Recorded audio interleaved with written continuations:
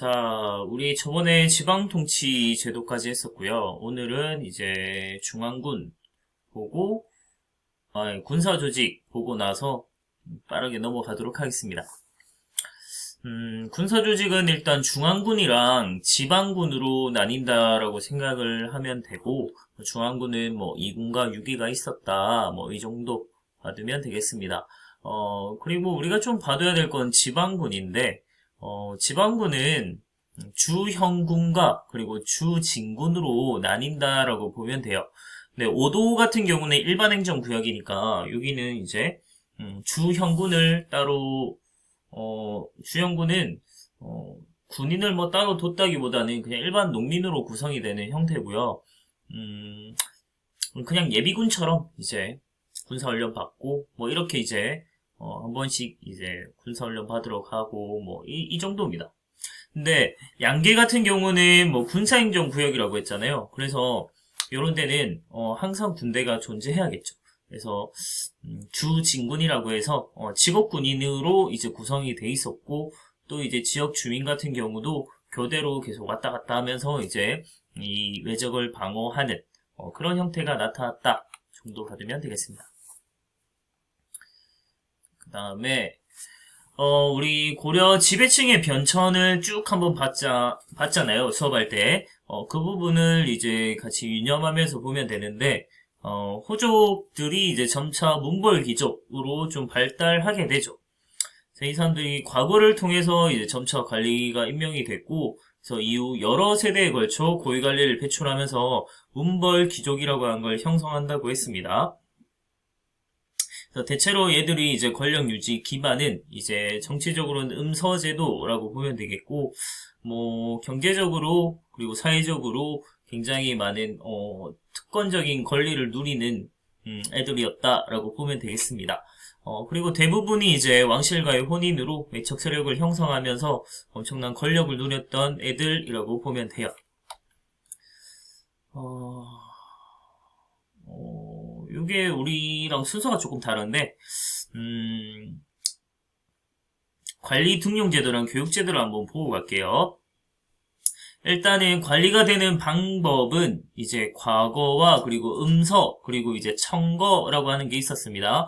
청거는 이제 추천하는 거라고 했죠. 그래서 추천하는 제도고, 음서는 공신 그리고 5품 이상의 고위 관료의 자손이라면 무시험으로 관리를 선발하는 제도라고 했습니다. 그래서 말 그대로 금수저죠. 잘 타고 나면 시험 치지 않고도 그러니까 과거를 치지 않고도 관리가 될 수 있는 방법. 이죠. 그래서 이런 걸 통해서 이제 계속해서 이제 대를 이어가는, 그래서 이제 문벌 귀족이 형성된다라고 보면 됩니다. 자, 그리고 관리가 되는 가장 기본적인 방법은 사실 과거제죠. 네, 과거제는 크게는 문과, 작과, 승과로 이루어져 있고, 작과는 기술관, 그리고 승과에 합격을 하면 승관이라고 하는 승련대 관직이 있어요. 그런 이제 승관이 되는 시험도 있었습니다. 하지만 여기에 없는 것은 바로 무과가 없다라고 하는 점이 이제 포인트라고 했죠.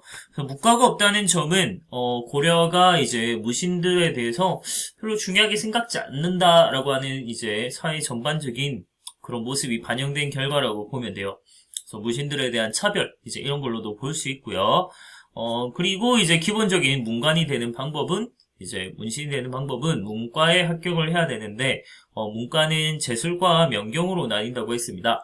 제술과는 우리 뭐 지을 제자에 우리 기술하다 적다 할 때 그 서술할 때 그 술자거든요.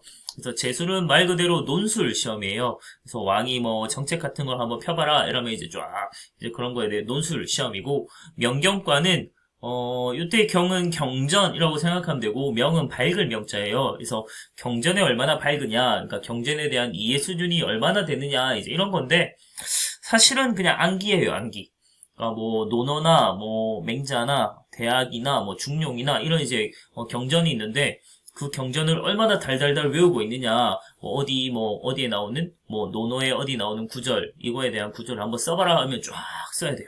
다 외워서 쓰는 그런 거다 보니까 아무래도 명경과는 좀 어려웠죠. 근데 자기는 논술이나 이런 게 좀 어렵다 하면 명경과를 이제 하는 게 더 유리할 수도 있겠죠. 뭐 사람마다 좀 다를 겁니다. 그리고 개경의 국자감, 지방에는 향교가 설치되었다. 뭐 이 정도. 우리 다른 부분은 여기 나와 있는 다른 부분은 우리 교과서에 나오지 않아서 국자감이랑 향교 정도만 보고 넘어가겠습니다. 그리고 그래서 계속 이어서 보는데 문벌 귀족들이 굉장히 권력을 독점하고 있다고 했잖아요. 그래서 정치적인 실권도 다 장악하고 있었고 경제적인 기반도 거의 다 갖고 있는데 대표적인 문벌 가문이 경원이 씨, 우리 이자겸이라는 놈 봤죠? 그리고 해주채 씨, 해동공자의 최충. 제가 이 해주채 씨입니다. 그리고 경주 김씨가 해당이 되는데 김부식 대표로 보면 될 것 같아요. 이런 문벌 귀족들이 대부분 이제 권력을 독점하고 있었고 그 중에서 가장 이제 좀 심각했던 애가 바로 이자겸, 경원이 씨 가문이라고 보면 될 것 같습니다. 거의 뭐 4대에 걸쳐서 왕이 이제 4번 4대에 걸쳐서 거의 계속 겹장인 뭐 이런 걸 하면서 이제 대대로 이제 엄청난 권력을 누려왔던 애들이기도 했고 특히나 이자겸 같은 경우는 예종과 그리고 다음 인종까지 이제 겹장인을 넘어선 상겹장인이었죠. 그래서 그런 식으로 해서 엄청나게 권력을 갖고 있었는데 자, 왕권을 위협하다 보니까 이제 인종이 이자겸을 먼저 제거하려고 시도했었고 그래서 이자겸이 막 난을 일으키기도 했습니다.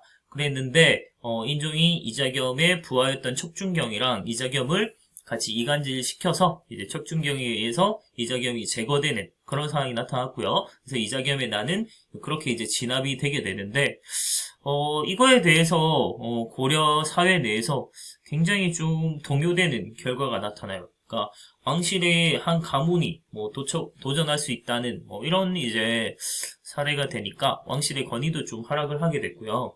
그리고 문벌 귀족 사회가 이렇게 한 가문이 독점을 하면 이런 문제가 생기는구나. 이제 이런 식에 대한 좀 동요가 나타나게 되는 그런 대표적인 사건 중에 하나라고 보면 됩니다.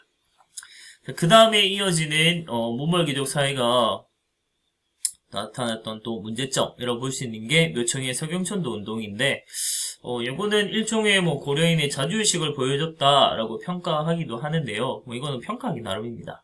네, 일단은 묘청이나 정지상 이런 이제 서경 세력들이 이제 풍수지리설, 서경길지설을 이제 따라서 서경으로 천도하고 그리고 금과 당시 금나라와 이제 군신관계를 맺은 거에 대한 불만 이런 것들이 쌓여있던 이런 서경 세력들하고 그리고 이제 기존의 보수적인 개경의 기존 관료층하고 좀 대립이 일어났다라고 보면 될 것 같아요.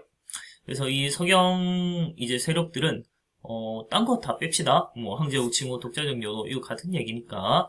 그래서 금을 정벌하고 서경으로 천도하자 이제 이런 걸 이제 주장했던 게 서경 세력이었고 실제로 인종이 서경을 천도 추진했는데 개경 세력의 완강한 반대로 인해서 결국은 실패하게 됐고요. 그러자 이제 묘청이 안 되겠다 하면서 난을 일으켜요. 그래서 나라까지 세웠는데 김부식이 이끈 관군에 의해서 진압이 되면서 이 묘청의 서경천도 운동도 결국 마무리되고 말아요. 요걸 한번 이제 옛날엔 사실 요렇게 이제 다 비교를 해서 보긴 봤는데 우리가 우리 교과서에 나오는 부분만 이제 한번 정리를 해보자면 서경파는 묘청과 정지상 이제 이런 서경 세력이었고 개경파는 김부식 등 이제 개경 세력 대표적인 보수 귀족들이라고 보면 되고요. 얘들을 서경 세력의 주장은 서경천도하자 그리고 금국을 정벌하자. 그래서 궁국을 정벌하고 더 나아가서 우리가 이제 북진 정책하자 뭐 이 정도로 볼 수 있을 것 같고요. 개경파는 이제 서경천도 반대 그리고 금에 대한 4대 외교를 계속 주장했던 애들이라고 보면 되겠습니다. 그래서 요거에 관해서 신채호는 이 서경천도 운동을 1000년내 제1대 사건 우리 조선 역사 우리나라 역사에서 전체적으로 봤을 때 가장 중요한 사건이 요게 아닌가라고 평가할 정도로 굉장히 중요한 사건으로 보기도 했습니다. 뭐 이거는 사람마다 다를 테니까. 그 다음에 이런 문벌귀족 사회가 완전히 무너지게 된 사건은 바로 이 무신정변이란 걸 볼 수 있겠죠.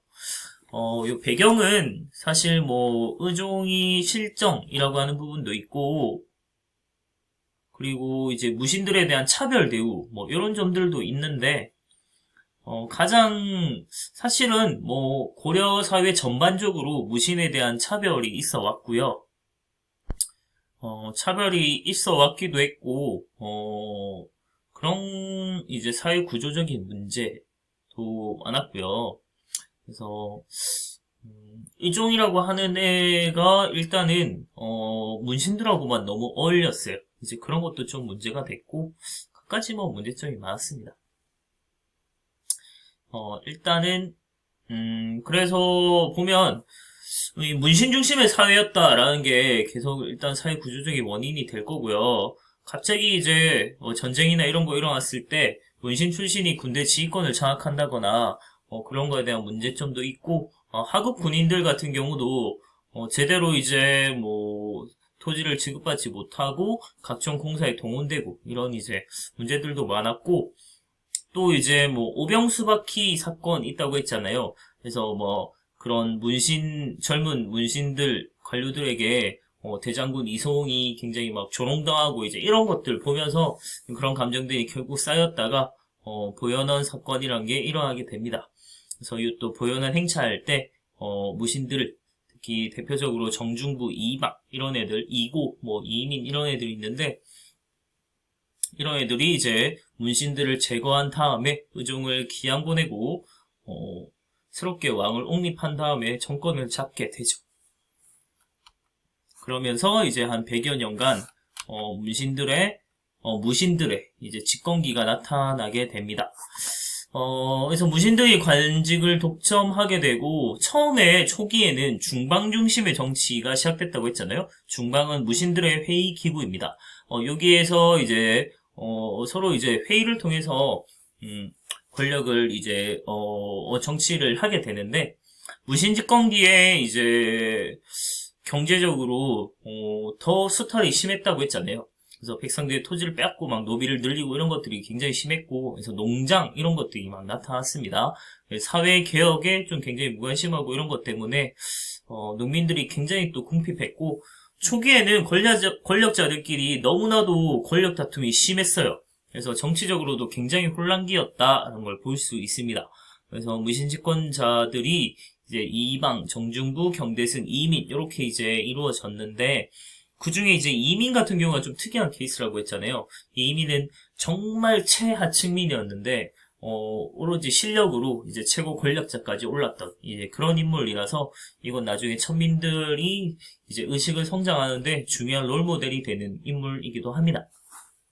그다음 이 이민을 제거하고 최충원이 최씨 무신 정권의 시기를 이제 이루게 되죠. 처음에 중방에서 최충원 때가 되면 교정도감을 통해서 정치가 이루어졌고요. 그리고 요 최충원부터 최후, 최양, 최희 이렇게까지 이어지는 4대 60여 년간 요때 최씨 무신 정권은 교정도감과 그리고 최후 때 설치됐던 정방 이런 걸 통해서 권력을 누리게 됩니다. 그래서 보면 최충원 때 이제 교정도감이란 걸 처음 설치해요. 여기 최고 권력기구로 등장을 하게 되고, 스스로 이제 교정별감이라고 하는 교정도감의 장의 역할을 맡으면서 자기가 모든 권력을 누리게 됩니다. 그리고 최후 때가 되게 되면 인사권을 완전히 장악하게 되는데, 자기 집에다가 정방을 설치하게 돼요. 정방을 설치하면서 자기 마음대로 이제 관리를 등용하기 시작하고, 교과서엔 나오지 않지만 서방이라고 하는 걸 또 설치하게 되면서 문신들을 등용하게 되거든요. 마찬가지로 정방하고 같이 엮어서 보면 됩니다. 문신들을 등용하고 자기 마음대로 이제 인사를 등용했으니까, 이런 결국은 정방을 통해서 문신들이 등용됐다 이렇게 볼 수도 있겠는데, 문신들이 요때 이제 들어왔던 애들이 나중에 신진사대부로 발전하는 바탕이기도 해요. 그런 건 좀 아이러니하죠. 그리고 군사적 기반으로 이제 삼별초가 설치되기도 했고요. 그리고 도방을 굉장히 확대하기도 합니다. 최씨 정권의 특징은 불법적으로 토지를 늘려서 농장을 운영했다. 이제 이런 게 굉장히 크고, 그래서 굉장히 많은 농민과 천민들의 봉기가 이어지게 돼요.